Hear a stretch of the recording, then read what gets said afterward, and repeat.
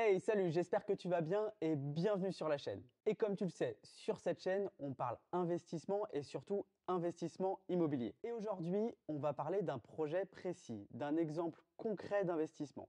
C'est la raison pour laquelle j'ai fait venir Willy, qui est avec nous, et qui va nous parler de son projet. Pour faire très simple, Willy, il a fait ce que j'appelle moi un projet doudou, mais surtout un projet parfait. C'est pas un projet parfait comme tu l'entends, avec 15, 20 ou 30% de rentabilité, mais il est parfait pour une autre raison. Et ça, tu vas le comprendre à la fin de la vidéo. La meilleure solution, c'est que Willy nous explique et nous présente son investissement immobilier. Ça va, Willy? Ça va, Bon, nickel. parfait. Bah écoute, je vais te laisser déjà te présenter avant de nous parler de ton profil d'investisseur. Ce qui nous intéresse, c'est toi, qui tu es. Donc, je te laisse nous présenter. Donc moi c'est Willy, je vis à côté de Rennes, j'ai une femme, 2 enfants, j'ai 45 ans et on s'est lancé dans l'immobilier il y a 2 ans maintenant. Ok. Ça a commencé par une visite d'un appartement, d'une chambre à l'époque. Donc, tout petit projet. Tout Tu petit dis... projet, faisait 15 mètres carrés, D'accord. Donc, sur quelle ville? vitré. Ok, On donc était- Vitré, pour vous situer un petit peu, c'est dans le 35? C'est dans le 35, c'est entre Rennes et Laval. Combien de distance à peu près de Rennes? 30 km. Déjà, sur le choix de la ville, il y avait une raison particulière? Ouais, on a choisi Vitré parce qu'en fait, Vitré, c'est la ville qui a le taux le plus faible de chômage d'Ille-et-Vilaine. Donc on sent que déjà, tu as été voir quelques stats. On a été voir quelques stats, regarder en fait comment était le bassin. Le bassin était très dynamique, le bassin professionnel. Et on voit, il y avait quelques écoles aussi. Donc on s'est dit, bon, dans notre projet, on va cibler plutôt des jeunes travailleurs ou des étudiants. Petite surface, tu te dis très peu de chômage, donc potentiel voilà, d'actifs. Juste, je rajoute quelque chose sur la ville de Vitré, pour y être allé de passage. C'est une ville qui est extrêmement jolie, ça a beaucoup de charme et l'architecture est vraiment très sympa. C'est très médiéval en fait, c'est une Voilà. ville fortifiée et le centre est très très très joli, très sympa. Et ben, là, on a eu la chance de trouver en fait cette opportunité qui était plein centre, 5 minutes de la gare. Donc ça veut dire que, pourquoi est-ce que je parle aussi du côté joli et l'histoire de la ville? C'est que certes, il a réussi à en faire un projet rentable, on va le voir, mais derrière, ça veut dire que si vous êtes sur une ville qui est attrayante et qui a une histoire, ça veut dire que vous avez aussi un potentiel de revente, de faire une plus-value. Et donc en fait, vous sécurisez votre investissement par un plan B potentiel en cas de problème. Tout à fait. Ok, on va se remettre un petit peu dans le contexte. Comment tu as démarré les visites, avec agence, sans agence? Qu'est-ce que tu cherchais à la base? Qu'est-ce que je t'ai acheté au final? Alors nous, ce qu'on cherchait à la base, c'était une petite surface. C'était notre première opération, on avait besoin de se rassurer un petit peu, donc on voulait faire un petit investissement. L'investissement, on voulait mettre maximum entre 20 et 40 000 euros. Donc c'était un peu notre cible de départ. Et j'avais sourcé, et en fait, j'avais trouvé sur le Bon Coin une annonce d'une chambre, Alors, 3e étage. Vous voyez ceux qui disent que sur le Bon Coin, on ne trouve pas de bonnes affaires? C'est faux. On peut trouver des bonnes affaires. Là, en l'occurrence, c'est pas cette affaire directement, mais c'est cette affaire-là qu'on a amené une autre. Pas, c'est le Bon Coin, c'est pas intéressant. Voilà. Non, pas d'a priori. J'ai été visiter cet appartement, donc c'était ni par agence, c'était juste un particulier. Bon, je pense que c'était une personne qui était plutôt dans le même esprit que toi, c'est-à-dire qui avait fait des biens, qui faisait tourner ses meublés. Plutôt marchand de... Mélange, allez, un profil hybride entre le marchand de biens et l'investisseur, parce que s'il revendait... Voilà, Ok. quelqu'un qui était très très affûté sur le sujet. Et présentation de l'appartement, bon, je vois qu'il était fait, fini. Regarde le prix d'achat, regarde le loyer potentiel. Il y avait une rentabilité brute annoncée à 8%. Tu t'es servi de ma calculette, j'espère. Tout à fait. On s'est servi de ta calculette. On hésitait un peu. Bon, là, c'est là où on t'a appelé. On t'a dit, bon, bah, qu'est-ce que t'en penses? Bah, tu nous as dit, bah, ouais, 8%, bah, foncez. Donc, on a fait une offre. Bah, elle n'a pas été retenue. Parce qu'on était les deuxièmes. On a fait une offre au prix et parce qu'on était les deuxièmes. Donc c'est pour ça qu'en fait on n'avait pas été retenu. Ok, alors certains vont dire 8% brut, c'est pas assez. Pourquoi tu dis vas-y? Il y a deux raisons. Déjà, c'est un coût d'acquisition très bas. Ça permettait à l'époque le passage à l'action. Et surtout, 8% sans rien faire, parce que là c'était. On dit dans l'immobilier, on a l'habitude de dire on pose nos valises, bah, c'était ça. Voilà, c'est pour ça que sur des schémas comme celui-ci, on peut accepter des fois des rentabilités beaucoup plus basses que ce que je fais habituellement, qui va se situer plutôt entre 10 et 13% brut. Voilà, là, il y avait un contexte particulier. Et le locataire est en place. Et le locataire est en place. Donc là, c'est comme si on achetait une action et qu'on percevait les dividendes, quoi. À un moment donné, C'était exactement ça. Et puis finalement, bah, Deuxième, on n'a pas été retenu. J'en parle à ma femme, puis elle me dit, mais attends, moi j'ai trouvé une chambre nue, juste au même endroit. Donc on dit, ok, banco, je vais voir. C'était via un notaire, je visite la chambre, et là en fait, on rentre en fait la négociation de prix. Donc là à ce moment-là, encore un de tes conseils, je suis passé sur impôts.gouv, j'ai été chercher les récentes acquisitions. Donc DVF. Et là, à ce moment-là, je trouve un prix qui était beaucoup plus bas que celui qui était annoncé sur l'offre, et c'est à ce moment-là qu'est rentré dans la négociation. D'accord. J'ai fait ma proposition, quelques allers-retours, et finalement, ok, on y va, avec une clause suspensive, parce que dans mon argumentaire de vente, je voulais absolument mettre une douche et un WC et une douche dans cette chambre. Oui. Parce qu'en fait, elles étaient sur le palier. Je trouvais que c'était moins vendeur. Donc, on a souhaité en fait intégrer ça dans la chambre pour avoir un plus de potentiel locatif pour les nouveaux locataires. Donc pour faire très simple, une condition suspensive sur le compromis de vente ou la promesse de vente si c'était un notaire, en général c'est une promesse de vente, on dit j'achète ce bien à tel prix, etc. Le bien est situé à tel endroit, sous la condition suspensive que je puisse y installer une douche et un WC. Alors la douche en général c'est facile parce que c'est des tuyaux d'évacuation qui sont assez fins, c'est du 40. Par contre le WC ça peut poser plus de problèmes. Donc là pour te sécuriser, ça te permettait d'avoir une porte de sortie si ce n'était pas faisable. Et c'est rédigé dans le compromis. Comme ça, s'il y a un souci et si on ne peut pas mettre de WC, il suffisait de dire voilà, j'ai la preuve qu'on ne puisse pas installer de WC. Ça permettait de sortir du compromis, ça coûtait 0. Voilà. Après, les discussions avec la banque peuvent commencer. Nous, on a eu la chance quand même d'avoir une banquière assez ouverte à ce type de mécanique. Donc quand tu lui dis cash flow, elle comprend Tout de et, suite. ça irrisse pas son poil. Parce que... Très à l'écoute quand Ok. on parle de rentabilité brute, rentabilité nette, qu'on parle de projet d'investissement, qu'on parle prêt sur 20-25 ans avec un petit différé de 2 ans. Elle a été même très très proactive sur ces sujets-là. Elle était bien épaulée. Ok, super. Donc là, pour le premier pas, c'est bien négocier son bien, et ça, c'était la première grande étape à faire. Ok. Effectivement, comment négocier un bien il y a quelques méthodes, quelques techniques, mais quoi qu'il arrive, pour négocier un bien comme il le faut qu'il y ait un acheteur et un vendeur qui se mettent d'accord. Voilà.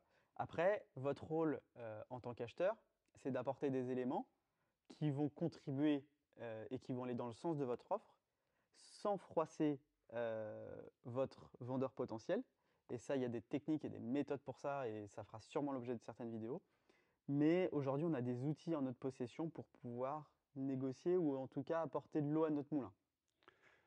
En fait, c'est amener la discussion pourquoi on souhaite qu'est-ce qui fait qu'on veut que le prix diminue et quels sont les arguments. Et pourquoi c'est dans l'intérêt de tout le monde, du vendeur, de l'acheteur et, n'oubliez pas quelque chose, l'agent immobilier ou l'étude notariale en l'occurrence, parce que ne surtout pas mettre de côté les intérêts de l'agent immobilier, parce que je vous rappelle que ce n'est pas vous qui serez en contact avec votre vendeur, mais c'est l'agent immobilier. Donc si vous n'en prenez pas soin, vous êtes foutu. Puis on avait eu la chance que 6 mois avant, à la même adresse, on avait déjà eu une vente qui était déjà dans le système. Donc pour la négociation, disons l'explication, c'était de dire je vois pas pourquoi je paierais 2 fois le prix de ce qui s'est vendu il y a 6 mois. Si tu ne m'avais pas filé le tuyau, j'aurais pas été chercher. C'est fait pour ça. On va essayer d'être un peu factuel et de parler des chiffres. Oui. Prix net vente ou acte en main, on peut faire simple. Prix d'acte en main, on était à 25 000 euros. Une voiture allemande 14 mètres et demi. Ok, donc en dessous de 2 000 euros du mètre carré. En dessous de 2 000 euros le mètre carré. 12 000 euros de travaux. On a fait intervenir des artisans. Coût global 37 000 euros. Et voilà l'opération. Aujourd'hui, c'est un bien qui est loué? C'est un bien qui est loué depuis 6 mois. Il est loué 340 euros par mois. On est à une rentabilité brute un peu plus de 11%. Là, on va parler fiscalité. Là. Et là, c'est là où ça devient vachement intéressant. Et c'est ce que aussi tu nous partages dans tes vidéos. Quelle fiscalité vous avez choisi là-dessus? Alors, pour donner quelques chiffres, sur ce même bien, ouais. Quand on prend ces données d'entrée, on a 4 fiscalités possibles. Ouais, à peu près.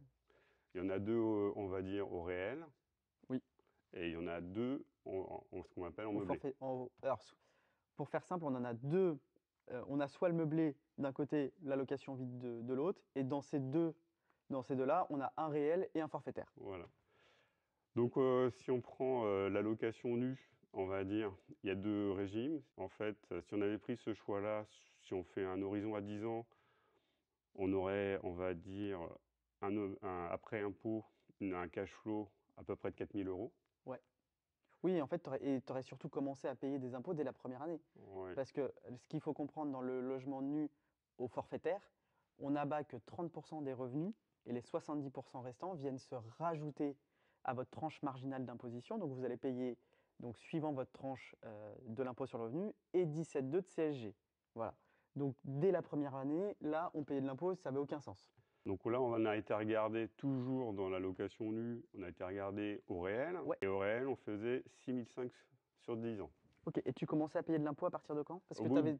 de la 3e, 4e année, ce qui Ok. fait que finalement, au bout de 3-4 ans, il fallait trouver un autre bien pour amorcer la pompe, pour toujours garder cet effet en fait, d'amortissement des frais réels. En fait, c'est toujours le régime réel au nu, à mon sens, peut être intéressant des fois quand on va chercher le déficit foncier sur des très très gros travaux, mais il vous oblige à avoir une stratégie à minimum 5, 10 et 15 ans de devoir remettre dans la machine des investissements parce qu'à un moment donné, vous n'aurez plus de travaux à amortir et à déduire. Donc là, ça va devenir problématique. Donc c'est vrai que c'est un régime fiscal qui peut correspondre, mais qui n'est pas le plus optimal, honnêtement. Quand on sait ce qui existe aussi à côté, il y a mieux. Vu la surface et ce qu'on pouvait faire, Bien sûr. c'était peut-être pas la meilleure chose. Donc là, après, on va passer en meublé. Donc il y avait l'autre version qui était la version forfaitaire. Ouais, Je crois que donc c'est le microbic. 50% d'abattement. Voilà, donc celui-ci sur 10 ans, on était à peu près à 10 000 € de cash flow. Ok, Et là, on va parler du LMNP. la Donc poule aux odeurs. voilà, et là, on est à 16 000 € sur 10 ans. Tu vas Oui. commencer à payer de l'impôt, tu penses, à partir de quand? Alors, je vais commencer à Si payer. tu te limites à ça, hein. Si je me limite à ça en meublé, avec ce qu'on a fait en LMNP, pas avant la 8 ou 9e année. D'accord. Donc pendant 9 ans, ça veut dire que s'il reste en l'état, c'est tous les revenus, c'est dans la poche. Tous les revenus sont dans la poche. Ouais. Juste pour faire une toute petite aparté, la différence, en gros, pour faire très simple sur le LMNP, la différence pour pouvoir impacter et réduire votre revenu potentiel, mais on parle purement de comptabilité, c'est qu'on on va bénéficier de l'amortissement comptable. Donc on va pouvoir amortir tous les ans la valeur de notre bien. Alors qu'en parallèle, le marché immobilier monte et la valeur de votre bien, elle, va augmenter. Voilà. Donc c'est là-dessus que se fait la magie. Et deuxième petite parenthèse, l'impact hyper important du LMNP, c'est le jour de la revente. Tous les amortissements comptables n'ont aucun impact sur la valeur nette comptable de votre bien. C'est-à-dire que normalement, quand on est en SCI, vous avez un bien qui vaut 100 000, vous l'amortissez, mettons, de 5 000 tous les ans. À la fin, au bout de 2 ans, votre bien ne vaut plus 100 000, mais 90 000. Donc votre calcul de la plus-value est fait sur les 90 000 et non pas sur les 100 000. En LMNP, si votre bien vaut 100 000 et que vous amortissez 5 000 tous les ans, à la revente, votre bien vaut 100 000 comptablement. Et c'est là où il y a le beurre, la crémière, tout ce qu'on veut, tout y est. Donc voilà, petit aparté sur la fiscalité et notamment la sortie sur le LMNP. La SCI, tu avais étudié ou pas? Ouais, on avait étudié. Je me souviens de la discussion. Ouais. On avait pas mal passé de temps dessus. En fait, il y avait le coût de création de l'entreprise, Ouais. il y avait les coûts comptables à l'année. Oui. Et on s'est dit, et là, on t'a encore sollicité à ce moment-là, Je m'en souviens. et tu nous as dit, ouais, il y a quand même un investissement important au départ. Encore plus radical qu'il y a un an sur ce sujet-là. Moi, je pense actuellement qu'on doit blinder son potentiel de l'MNP avant même de discuter de SCI. En fait, il faut aller au taquet. Honnêtement, j'ai pas vu, et il y a très peu de situations où je trouve une fiscalité plus intéressante que le LMNP. Et en plus, on a trouvé un courtier en ligne que tu nous as conseillé, et finalement, de 2 000 € par an, on passe à 500 balles par an. Oui, ça change. Bon, même si c'est dans les MNP, c'est masqué, ça Oui, rentre bien dans sûr. les charges, ça permet quand même d'améliorer quand même le cash. Ok. Moi, ce que j'aime bien aussi savoir, c'est parce que là, tout est beau, tout est rose, c'est extraordinaire. Est-ce que dans cette opération, tu as rencontré des problèmes? Est-ce que tu as fait des erreurs? Ouais, j'en ai fait une qui n'était pas très importante en soi, mais en fait, vu que je suis électricien industriel, donc quand j'ai vu le devis d'électricien, j'ai dit, bah ouais, je trouve que, À la maison, tu as bombé le torse, tu as dit quand même. j'ai dit quand même, là c'est un peu abusé. Et je dis, bon, bah, simple au double sur ce qu'il y avait à faire. Je dis, Ok. bon, bah, alors j'ai dit, je vais le faire. Ok. Alors, honnêtement, si c'était à refaire, je ne le referais pas. Ah, pas parce que j'ai eu des problèmes, ça s'est très bien passé, Ok. l'installation est aux normes, je l'ai fait J'imagine dans la règle de plus, l'art. plus que plus, oui. Ouais, c'est même très, très luxueux, hein. Je dois avoir 20 prises enfin, dans 10 mètres carrés, Ok. C'est bien. c'est large, quoi. Et, mais en soi, j'y ai passé beaucoup de temps Ok. sur ça, finalement. Et quand je regarde la rentabilité, finalement, net, ben, le jeu en valait pas la chandelle. Et ça, Ok. c'est un conseil que tu m'avais donné. J'ai dit ne fais rien. Que j'ai... Je t'ai dit, je crois que je lui ai dit, sois feignant, ne fais rien, et ton temps est plus utile à continuer à chercher et à checker le bon coin, se loger et à créer des relations avec les agents immobiliers, plutôt que de faire toi-même les travaux. Donc, bah, je Mais, t'ai pas écouté. mais c'est bien parce que moi, par toi-même, c'est encore mieux. Et finalement, ouais, parce que la banquière avait été super parce qu'elle nous avait mis un plafond en fait, de travaux plus haut que ce que j'avais demandé. Ok, Donc, on avait de la marge. ok. Et finalement, quand je vois que ça se redéclare derrière, j'aurais peut-être pu passer peut-être à 10 ans sans impôt. Mais de toute façon, je vous mets à l'aise cette erreur, parce que je t'ai dit de ne pas le faire, mais tu te doutes bien que je l'ai faite aussi, cette erreur. On l'a fait tous. On l'a fait tous, on veut absolument le faire. Donc peut-être qu'il faudra que toi aussi, qui regarde cette vidéo, il faudra peut-être que tu fasses cette erreur pour te rendre compte, parce qu'on l'a tous fait, donc sois très à l'aise avec ça. Mais on en revient tous à la même conclusion. Il vaut mieux faire, bien sélectionner ses artisans, avoir une relation de confiance et créer un vrai partenariat avec eux, plutôt que de vouloir faire soi-même. Tu me parles beaucoup de ta banquière. Ouais. En termes de chiffres, ça donne quoi au niveau de ce que tu as obtenu? Financement en totalité, pas en totalité, combien de temps? Alors, en fait, j'ai pas trop discuté le taux. J'ai pas discuté les assurances. Ça, j'ai suivi le conseil. Je me suis pas trop attardé sur ces deux éléments-là. Bon, j'ai essayé quand même d'être dans le marché, Non mais après, il faut se dire les choses. quand on dit pas discuter, c'est pas faire n'importe quoi, mais le cheval de bataille n'est pas forcément là. Voilà. Là où ça a été très intéressant avec elle, c'était plutôt sur la capacité d'emprunt. Sur, normalement, on ne pouvait pas emprunter sur 25 ans, donc elle est montée au charbon pour aller nous chercher à 25 ans. Et ensuite, elle a aussi, de sa propre initiative, proposé 2 ans de différé.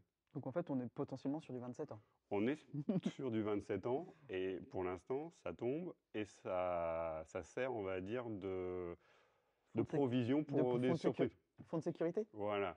Ce qu'on souhaite faire aussi sur la première opération, c'est lui donner confiance et lui dire, voilà, tu nous as fait confiance, tu nous as prêté de l'argent, regarde, il y a de la trésor qui rentre, voici, c'est rentable, donc maintenant qu'on va attaquer la deuxième, ben, tu vois, on sait faire. Ouais, des chiffres. Donc 25 ans, 2 ans de différé, Oui, le taux.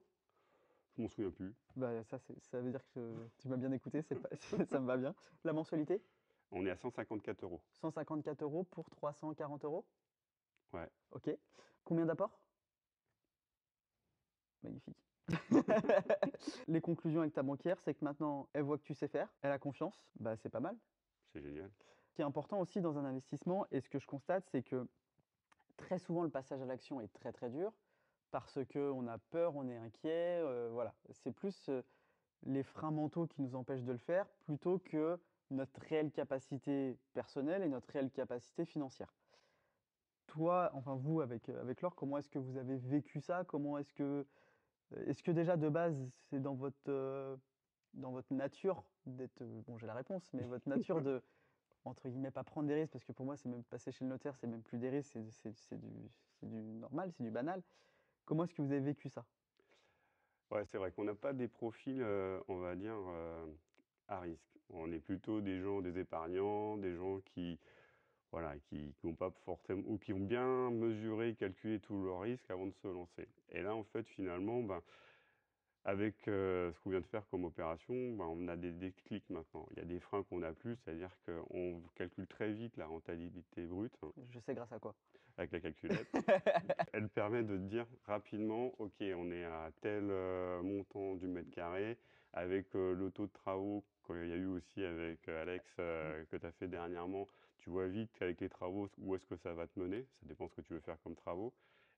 Et elle est vraie, hein, Ça calcule est Ouais, aussi. Alex, entre 500 et 1000 balles, quand c'est t'es du dedans. rafraîchissement, on est pile poil dedans. Donc on a des automatismes bah, déjà pour quand on regarde un bien, voir déjà bah, s'il y a de la réno, à peu près combien il est au prix d'achat, combien on va à peu près ça va coûter à fini. Le but est de rechercher potentiel de locatif. Donc, Ok. ensuite, pour le banquier, bah, ça va très vite parce que maintenant, on a développé une relation de confiance avec le banquier qu'on a suivi. C'est-à-dire que la banquière, elle a changé et nous, on l'a suivi. T'étais passé par un courtier? Non. Non? Ok, ok. Non, le but était, en fait, l'objectif est de créer du relationnel aussi, Humain. de confiance Ok, et humain avec notre banquière. super. Et, là, on sait que ben, ce climat est installé et qu'on parle ensemble, bon, ça va très vite. C'est-à-dire que maintenant, je ne vais pas lui expliquer ce que j'ai dû lui expliquer la Bien première sûr. fois. On va aller très vite à l'essentiel, le taux, Ok. l'assurance, le montant qu'elle veut bien nous octroyer. Et après, ça va aller très très vite. Ok, donc pour faire simple, Willy, plutôt un profil d'acquisition de Pinel. Alors, ouais, je me suis vachement intéressé au Pinel avant. Donc c'est plutôt son profil, c'est-à-dire un CDI vraiment bien ancré, bien solide dans une belle boîte, l'or aussi, donc des revenus pas extraordinaires, mais au-dessus de la moyenne des Français, donc voilà, bien ancré. Un profil de consommateur hyper sécurisant, on fait attention, on épargne tous les mois et tout. Disons un profil plutôt de gens à qui on va proposer de réduire leurs impôts, Voilà. alors qu'on pourrait plutôt leur proposer de ne pas en payer plus. Malgré ce profil-là, tu as réussi, toi, à te rassurer en allant chercher des infos, des datas et en sécurisant ton investissement, comme on devrait tous faire, euh, pour toi t'apporter l'assurance que tu avais besoin pour pouvoir passer à l'action. Ouais. Alors, pour être très clair, il y avait ça, puis il y avait aussi bien maîtriser le régime fiscal. En fait, on a finalement dans l'apprentissage, il y a une grosse partie d'études fiscales. Maintenant, je sais comment calculer ma feuille d'impôt. Ce que je ne savais pas avant de commencer et qui aujourd'hui me permet quand même de mieux comprendre, on va dire, les 4 régimes d'imposition et de bien choisir le bon régime d'imposition suivant l'opération. Parce que sans quoi, bah, d'une opération, comme on a vu tout à l'heure, bah, finalement, d'une opération qui pourrait être, on va dire, rentable et intéressante, Intéressante, eh ben, on va en faire une opération pas moyenne, lambda, ouais, lambda, moyenne, de par la fiscalité. de par la fiscalité, ce qui va faire aussi que bah, s'il y a un aléa ou un... Parce que bon, ça n'existe pas, un monde sans surprise. Bien sûr. Donc on aura des surprises. Bah, forcément, un monde sans surprise, avec un choix, on va gagner que 4000 balles sur 10 ans, ou un monde sans surprise en gagnant 16 000 balles sur 10 ans, bah, la surprise, on est plus ou moins capable de l'encaisser, quoi. On est d'accord. Donc c'était plutôt ça, en fait, qu'il fallait bien être vigilant, quoi. Ok. Je pense qu'on devrait apprendre à l'école comment fonctionne notre fiche d'imposition. J'entends mais tellement de choses sur l'imposition. Je veux pas être augmenté parce que j'ai pas envie de changer de tranche. Je crois que ça c'est la pire des conneries que j'entends. Alors, moi une des questions qui me vient à l'idée comme ça assez rapidement, c'est est-ce que par rapport à tout ça, est-ce que ça t'a donné envie d'en faire d'autres? Est-ce que tu veux... Ah oui, ah ouais. Oh bah oui, bah quand on fait une opération, qu'on a pris de l'expérience et qu'on voit que finalement c'est pas si compliqué que ça et que c'est hyper enrichissant parce que finalement on va de la négo commerciale à l'achat, on va de la négo avec le banquier, donc on a à la fois des connaissances en immobilier, on a à la fois des connaissances en économie et après il y a une autre partie, c'est gestion des suivis de travaux, donc on prend aussi des connaissances plutôt dans manuel ou Hmm. artisanal. Et ensuite, ben, il y a la négociation aussi avec l'agence qui va prendre en main parce que bon, on l'a mis en gestion locative. C'est bizarre. Donc, finalement, bon, voilà. Et on voit en créant ces relations de confiance avec ces gens, avec les personnes avec qui on rencontre, bah, ça facilite le travail pour après, quoi. De toute façon, il y a plusieurs. Quand on investit comme ça en immobilier, il y a plusieurs levels. Il y a création de patrimoine, préparation de la retraite, complément de revenus. Là, on commence à arriver dans le LMNP, ce que tu as fait, et indépendance financière. C'est à vous de voir où vous voulez mettre le curseur. Mais en fait, le curseur, il va dépendre surtout de l'intensité de l'énergie et de la vitesse à laquelle vous allez. Mais en fait, on est tous sur cette échelle-là. C'est à vous de choisir sur où est-ce que vous voulez vous situer, tout simplement. Pour conclure un petit peu cette vidéo, pourquoi est-ce que je pense que c'est l'opération parfaite? Il y a peut-être certains qui vont me dire 11% brut, c'est pas terrible. Ok. Je je peux l'entendre, je peux le comprendre. Il y a des rentabilités bien plus importantes. Moi, ce qui m'intéresse, c'est que Willy, c'est quelqu'un qui a un profil plutôt précautionneux. Euh, il a fait une opération complètement sous-dimensionnée par rapport à sa capacité d'emprunt. Je pense que si tu avais été voir ta banquière pour un projet à 120, 130 ou 150 000, bien monté, bien ficelé, on l'aurait fait passer. Voire même plus. Voire même plus. Donc projet sous-dimensionné, rentabilité intéressante, travaux à réaliser. Surtout, comme c'est une toute petite enveloppe, la gestion des travaux, la gestion des coûts des travaux, elle est hyper importante parce que quand vous êtes impacté sur une plus-value de 1000 ou 2000 euros sur ce projet-là, ça n'a pas le même impact quand vous êtes impacté sur un projet à 150 ou 200 000 euros. Donc une capacité à gérer les coûts, on compte les pièces là, on compte les centimes. Donc ça, c'est hyper intéressant. Il a été obligé de comprendre, et en plus c'est quelqu'un qui aime bien tout comprendre, la fiscalité. Aujourd'hui, vous pouvez parler fiscalité avec lui, que ça soit la SCI ou tous les régimes fiscaux qui existent en perso, il les connaît tous sur le bout des doigts. Il sait comment être attractif aux yeux de sa banquière. Le fait de lui dire, voilà, l'assurance PNO, c'est pour vous. Je vous embête pas trop sur le taux, mais par contre, je veux du 25 ans, je veux un différé. Il a réussi à créer cette relation et cette négociation avec la banque.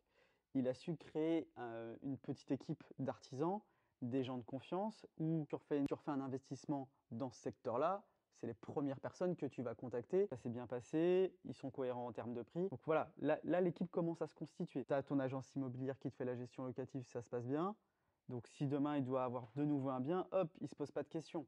Donc là, il va pouvoir avoir une dynamique de pouvoir les cumuler et les empiler. Donc pour moi, c'est l'opération parfaite parce que ça lui a permis une chose qui est la plus importante de toutes, c'est le passage à l'action. Et quand on est capable de passer à l'action avec une somme de 37 000 euros, bah là, il n'y a pas mieux parce que certains vont à la banque et pour avoir un crédit pour une voiture, bah lui, il a été pour une maison qui va lui rapporter 340 euros tous les mois. Donc bah là, rien à dire, c'est magnifique. Puis surtout, désacraliser l'investissement. Maintenant, ça va te paraître un peu plus naturel d'aller chez le notaire. En fait, la machine, elle est en place maintenant. En fait, Ok. parce qu'il y avait il y a toute l'autre partie aussi, c'est toute la partie impôt, Ouais, comptable, qu'on ne voit pas forcément dans un premier temps, bien ou qu'on sûr. la voit plutôt dans un second. Et là, maintenant, cette partie administrative est en train d'être soldée. Et maintenant, dès qu'il y a un bien qui tombe, ça y est, ça rentre, ça reste une ligne supplémentaire dans un tableau. Mais dans tout, en fait, tout est mis en place maintenant et il n'y a plus Maintenant, qu'à gérer. je pense qu'une opération, si on te l'apporte à 8% sans rien faire, tu l'as fait. Oui, Voilà. Et plus on avance dans le temps, plus on accepte des opérations s'il n'y a rien à faire. Moi, je crois que la plus basse que j'ai acceptée, ouais, c'est 10,5 brut. Il y avait le locataire en place. Euh, Rien à faire. J'ai visité une fois le bien et j'y suis jamais retourné. Il faut que je mette le GPS pour y aller. Donc en fait, ça t'apporte ça. Ça t'apporte cette capacité à les empiler. Et là, on dédramatise complètement les choses. Voilà, bah écoutez, je pense qu'on a été extrêmement complet. Vous avez tout, le contexte, les chiffres, les relations bancaires, vous avez tout. J'espère que cette vidéo vous a plu. N'hésitez pas en commentaire, poser des questions sur le projet à Willy, ou à m'en poser aussi. On vous répondra avec grand plaisir. Et d'ici là, n'hésite pas à t'abonner à la chaîne. N'oublie pas que je publie une vidéo par semaine. Et surtout, bah, tu likes cette vidéo. Et moi, je te dis à la semaine prochaine. Salut! salut.